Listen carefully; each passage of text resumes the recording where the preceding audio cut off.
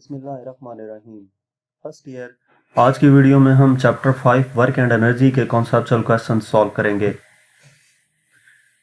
First question है, is it possible that a force is acting on a body and the body is in motion due to this force but the work done after certain time is zero? क्या ऐसा possible है कि किसी object के ऊपर force apply हो रही हो और वो उस फोर्स की वजह से बॉडी इन मोशन तो हो लेकिन उसका वर्क डन जो है जीरो हो? तो यस, ऐसा पॉसिबल है। ऐसा पॉसिबल कब होता है कि जब कोई ऑब्जेक्ट सर्कुलर मोशन में मूव कर रहा हो, यानी कि कोई ऑब्जेक्ट सर्कुलर मोशन में है तो उस केस में जो फोर्स होती है सर्कल में मूव करने की वजह से सेंट्रीपिटल फोर्स की direction towards the centre of the circle होती है, जबकि उसके ऊपर जो किसी भी पॉइंट के ऊपर हम डिस्प्लेसमेंट देखें, वेलोसिटी की डायरेक्शन देखें टुवर्ड्स द टेंजेंट होती है, 90 डिग्री का एंगल बनता है। तो उस केस में उसके ऊपर जो ऑब्जेक्ट इन मोशन तो होता है लेकिन उसके ऊपर जो वर्क डन होता है वो जीरो होता है, क्योंकि थीटा फोर्स और डिस्प्लेसमेंट के दरमियान 90 डिग्री हो जाता है। तो जब कोई ऑब्जेक्ट सर्कुलर मोशन कर रहा होगा, सर्कुलर पाथ में मूव कर रहा होगा, तो उस केस में फोर्स की वजह से ऑब्जेक्ट इन मोशन तो होगा लेकिन वर्क डन जो है वो जीरो होगा। नेक्स्ट क्वेश्चन नंबर 2 है, some non conservative forces are acting on a body, can they change the total mechanical energy of the body? Non conservative forces body के ऊपर एक्ट हो रही हैं। नॉन कंजर्वेटिव फोर्सेज के बारे में आपने टॉपिक में पढ़ा है, तो कहा यह गया है कि नॉन कंजर्वेटिव फोर्सेज अप्लाई हो रही हैं। ठीक है, अब ये नॉन कंजर्वेटिव फोर्सेज जब किसी बॉडी के ऊपर अप्लाई होंगी तो क्या वो टोटल मैकेनिकल एनर्जी उस बॉडी की चेंज कर सकती हैं?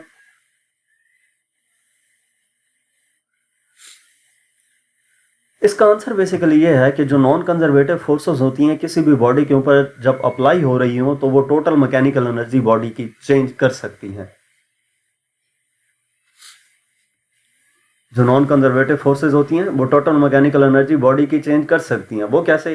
कि ये जो फोर्सेस होती हैं जैसा कि फ्रिक्शनल फोर्स है, एयर रेजिस्टेंस है, ये मैकेनिकल एनर्जी को कन्वर्ट करती हैं बाकी फॉर्म्स ऑफ एनर्जी में, लाइक हीट है या साउंड है, जिसकी वजह से जो बॉडी की मैकेनिकल एनर्जी है वो डिक्रीज हो जाती है। इसी तरह कुछ केसेस में जो नॉन कंजर्वेटिव फोर्सेस होती हैं वो एनर्जी को ऐड भी करती हैं सिस्टम में, जैसे कि एक्सटर्नल पुश क्या करता है, इंक्रीज कर देता है काइनेटिक एनर्जी को, जिसके नतीजे में टोटल मैकेनिकल एनर्जी कंजर्व नहीं रहती। तो इसका मतलब क्या हुआ, जो नॉन कंजर्वेटिव फोर्सेज हैं वो बॉडी की मैकेनिकल एनर्जी को इंक्रीज भी कर सकती हैं और डिक्रीज भी कर सकती हैं, यानी कि चेंज कर सकती हैं। नेक्स्ट हमारे पास क्वेश्चन नंबर 3 है, kinetic energy and work are related, can kinetic energy ever be negative, can work ever be positive? Kinetic energy और वर्क डन जो है वो आपस में रिलेट कर रहे होते हैं, तो क्या काइनेटिक एनर्जी जो है वो कभी नेगेटिव हो सकती है या वर्क डन जो है वो नेगेटिव हो सकता है? तो इसका हम आंसर देखते हैं। सबसे पहले काइनेटिक एनर्जी की बात करते हैं। काइनेटिक एनर्जी हमेशा या तो पॉजिटिव होती है या फिर जीरो होती है। काइनेटिक एनर्जी का फार्मूला हमारे पास है 1/2 mv²। तो अब जब एक बॉडी जिसका मास m है और वो वेलोसिटी के साथ मूव कर रही है, वेलोसिटी का भी स्क्वायर है, यानी कि हमेशा पॉजिटिव होगा, वेलोसिटी हमेशा पॉजिटिव होगी। मास मौजूद है तो मास हमेशा पॉजिटिव होता है। जब मास और वेलोसिटी दोनों टर्म्स पॉजिटिव हैं तो काइनेटिक एनर्जी पॉजिटिव होगी, ये नेगेटिव नहीं हो सकती। जब हम वर्क डन की बात करते हैं तो वर्क डन पॉजिटिव भी हो सकता है, नेगेटिव भी हो सकता है और जीरो भी हो सकता है। हमने ये बताना है कि नेगेटिव कब होता है। तो नेगेटिव की केस में वर्क डन का फार्मूला हम जानते हैं, W = FD cos theta.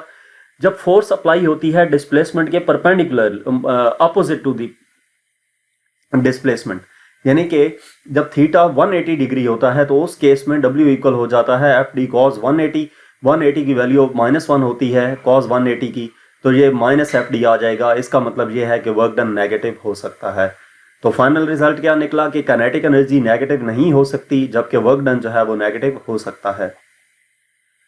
Next question number 4 है, differentiate between conservative and non conservative forces. Conservative और नॉन कंजर्वेटिव फोर्सेस के दरमियान डिफरेंस बताना है। तो कंजर्वेटिव फोर्सेस कौन सी फोर्सेस होती हैं? वर्क डन कंजर्वेटिव फोर्सेस में इंडिपेंडेंट ऑफ द पाथ होता है। कंजर्वेटिव फोर्सेस के केस में राउंड ट्रिप में जो वर्क डन होगा वो 0 होगा। कंजर्वेटिव फोर्सेस के केस में टोटल एनर्जी कांस्टेंट रहेगी।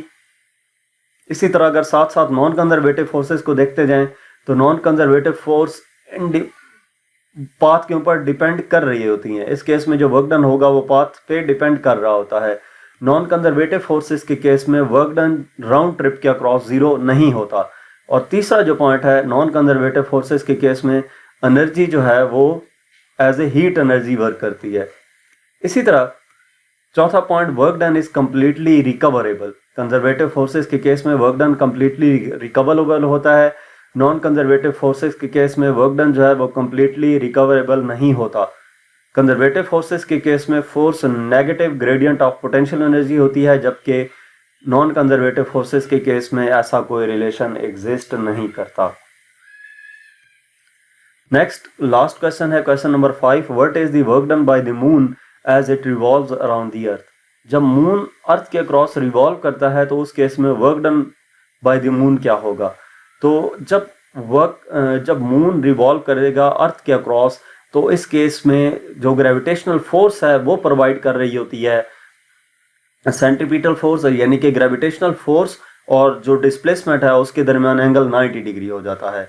जब थीटा 90 डिग्री होगा, अब सर्कल में मूव करेगा ना जब मून अर्थ के अक्रॉस, तो gravitational force towards the centre of the earth होगी, जबकि डिस्प्लेसमेंट 90 डिग्री के एंगल पे होगा। थीटा 90 है तो W equal to F D cos theta का फार्मूला अप्लाई करके थीटा 90 पुट किया तो इस केस में हमारे पास वर्क डन 0 आ जाता है। तो यहाँ तक इस चैप्टर के कॉन्सेप्चुअल क्वेश्चंस थे। मजीद किसी भी चैप्टर की एक्सरसाइज का सोल्यूशन देखने के लिए आप हमारा चैनल विजिट करें। और इसके अलावा अगर आप किसी भी सब्जेक्ट की ऑनलाइन जो हम ट्यूशन पढ़ना चाहते हैं तो हमसे व्हाट्सएप पे कांटेक्ट कर सकते हैं। Thank you.